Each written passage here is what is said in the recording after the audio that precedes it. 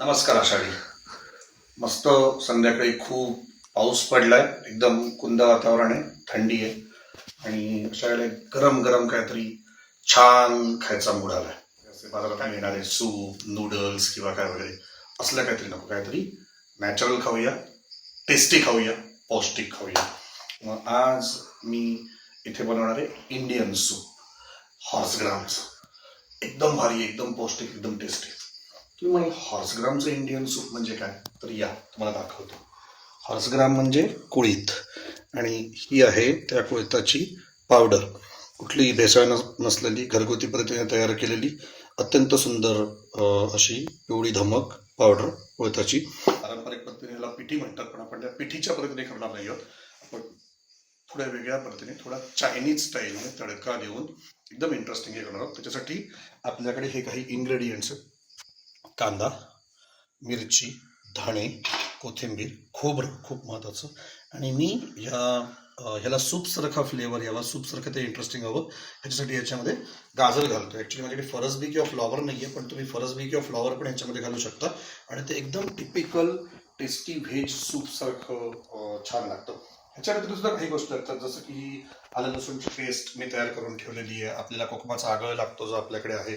हा माझा आवडता किचन सेट आहे, 4 गॅसेसचा. सो एकाला 2-3 गोष्टी करता येतात. आपण सुरुवात करूया पाणी गरम करण्यापासून. पाणी थोडंसं कोमट होईल एवढं गरम करायचं आणि त्याच्यामध्ये ही आपल्याला कुळथाची पिठी जी आहे ती भिजवत ठेवायची आहे छान थोडा वेळ. ते असं मस्त तिचं घोळ तयार झाला पाहिजे.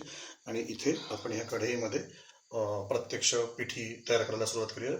गॅस पेटवतोय. ही आपली माझी लाडकी पितळेची कढई. मला पितळेच्या भांड्यात जेवण बनवायला ह्याच्यासाठी आवडतं की सगळीकडे ना हीट एकदम युनिफॉर्म डिस्ट्रीब्यूट होते. आपण वापरणार आहोत, ओळखा बरं, ऑनेस्ट लाकडी घेण्याचं फिल्टर केलेलं शुद्ध तेल. लाकडी घेण्याचं तेल वापरतोय, सूर्यफुलाचं वापरतोय. थोडा गॅस बारीक केलाय. तेल टाकलेलं आहे. तेल छान गरम व्हायला पाहिजे. माझा पहिला स्वाहाकार असणार आहे धाण्यांचा, पाठोपाठ असणार आहेत मिरच्या. सो थोडेसे 15-20 धाण्याचे दाणे घेतलेले आहेत.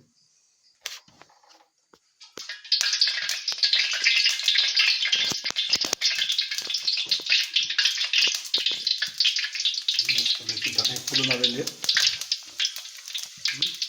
पाठोपाठ मिरच्या.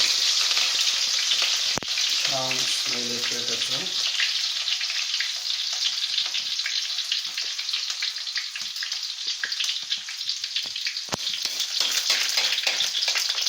जसं चांगल्या प्रकारे तडतडल्या की त्याच्यामध्ये कांदा घालायचा. आलं लसूण आधी घालायची नाही आहे, हे अगदी प्रकर्षाने लक्षात ठेवा.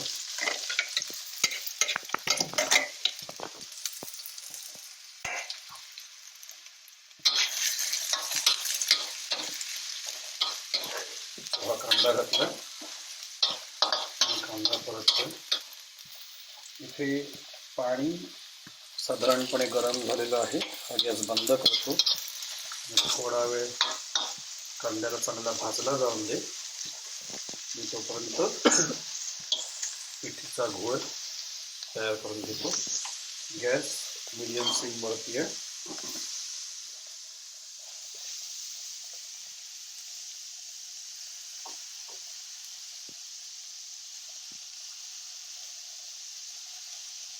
थोडी थोडी पिठी जी आहे ती पाण्यात घालायची आहे आणि पाणी ढवळायचं आहे.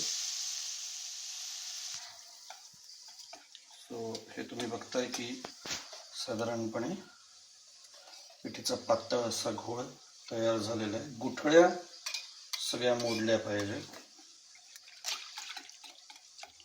किती घट्ट पाहिजे, किती सैल पाहिजे ते आपल्या अंदाजाने करा.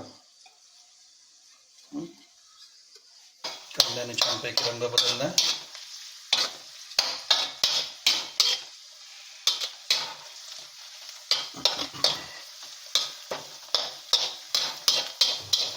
तर मी थोडी रेसिपी चेंज केली आहे. इथे लोक टिपिकली लसूण वापरतात. मी आलं, लसूण आणि मिरची ह्याचा ठेचा तयार केला आहे. खलबत्त्यात मिक्सर नाही लावला आहे. सो तो खूप टेस्टी होतो. तो मी आता माझ्या सूपमध्ये घालते. पण मी इतकी बनवत नाही आहे. पहिली गोष्ट लक्षात घे, मी बनवतो आहे Indian soup of horse fry. हा मस्तपैकी ठेचा आता त्याच्यामध्ये घालणार. गॅस थोडा मोठा करतो आणि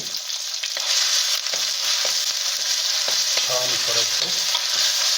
मस्त वास येतो.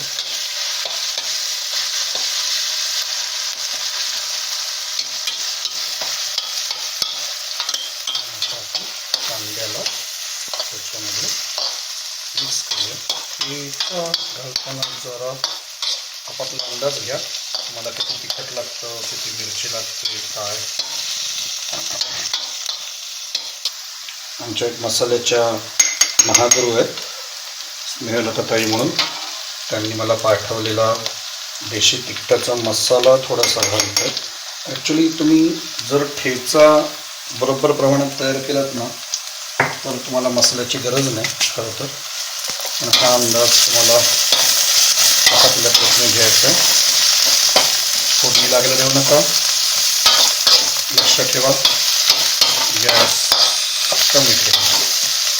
थोडा हा मसाला आणि आपण मगाशी घातलेला ठेचा आहे तो जरा परतला जाणं आवश्यक आहे. आपल्याला थोडं तेल सुटणं आवश्यक आहे. तुम्हाला मसाल्यांचा मस्त अरोमा जाणवेल. वेट करा. रेसिपी चांगली व्हायला पेशन्स ठेवावा लागतो. मस्तपैकी कांदा आणि मसाले परतले गेलेले आहेत आणि तेल सुट्टं सुट्टं होतं आहे बरं छानपैकी. त्याला परत एकदा बाजूला घेतो.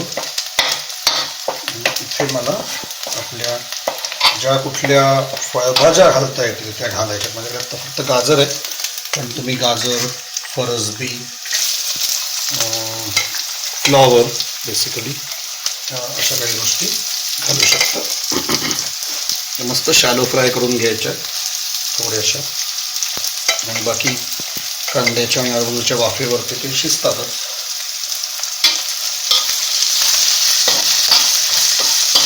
आणि याला छान सेट होऊन दे आणि थोडं भाजलं जाऊन दे बेसिकली. तर याच्या कुठल्या तुमच्या भाज्या असतील आणि आपला आधीचा मसाला मधनं थोडंसं परतायचं आहे.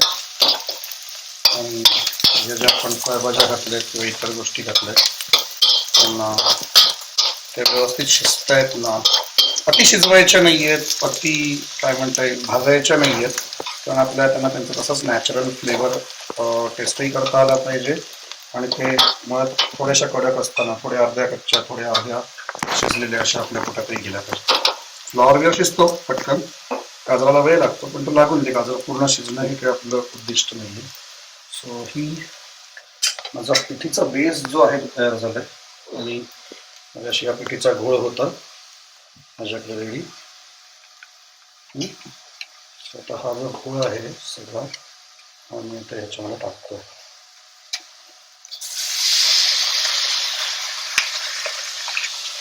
काही गुठळ्या राहिल्याच आहेत त्या मोडाव्या लागतील. सगळा घोळ आपण काढून घेतलेला आहे आणि थोडं एक्स्ट्रा पाणी घेतलेलं आहे. खूप पातळ झालं हे होणं आवश्यक आहे. कारण ती जी पावडर असते हॉर्स ग्रामची किंवा पिठी असते ना ती पूर्ण शिजलेली नसते, फक्त भाजलेली असते. चांगलं शिजणं खूप आवश्यक आहे. थोडं एक्स्ट्रा पाणी त्याच्यामध्ये ठेवायचं आहे जे त्याला शिजवतं. आणि त्याच्यामध्ये महत्त्वाचं इन्ग्रेडियंट आहे खोबरं, फ्रेश खोबरं. हे तुम्ही आपल्या डीसीचंही बनवू शकता. डीसी मध्ये जर तुम्ही थंडगार पाणी घातलं ना फ्रीजमधलं तर फार छान खोबरं बनतं. खोबरं हा आपल्या पिठीसाठी अत्यंत महत्त्वाचा विषय असतो. खूप छान टेस्ट येते. आणि असं जर उकळी फुटायच्या आधी थोडंसं खोबरं घातलं ना तर खोबऱ्याच्या दुधाची चव थोडीशी त्याच्यामध्ये उतरते आणि छान वेगळीच चव येते. तर माझ्या पिठीला म्हणजे माझ्या इंडियन सूपला मस्त उकळी फुटली आहे. त्याची टाकतोय पहिला टेस्ट मेकर, तो म्हणजे माझी कोथिंबीर. कोथिंबीरीचा फ्लेवर एकदा आला ना की खूप छान होतं. कोणाला जर आवड असेल तर आपण ह्या स्टेजला थोडासा कांदा, कच्चा कांदा ह्याच्यामध्ये घालू शकतो, किंवा तुम्ही प्रत्यक्ष सूप ज्यावेळेला सर्व करताय त्याही वेळेला हे करता येतं. मस्त फ्लेवरफुल टेक्स्चर, एकदम फ्लेवरफुल सूप जे 100% नॅचरल आहे. याच्यामध्ये कुठेही कॉर्नफ्लोअर नाही, मैदा नाही, अनावश्यक पीठ नाही. जी आहेत ती सगळी, जे सगळं आहे ते हॉर्सग्रामचं पीठ, जे अत्यंत टेस्टी आणि हेल्दी, पौष्टिक खूप. त्याचं नावातच हॉर्सग्राम आहे. सो जे घोड्याला शक्ती आणि स्टॅमिना प्रदान करतं ते हे पीठ आहे. त्याच्यातला सगळ्यात शेवटचा टेस्ट मेकर तो म्हणजे कोकणाचा घरगुती आगळ.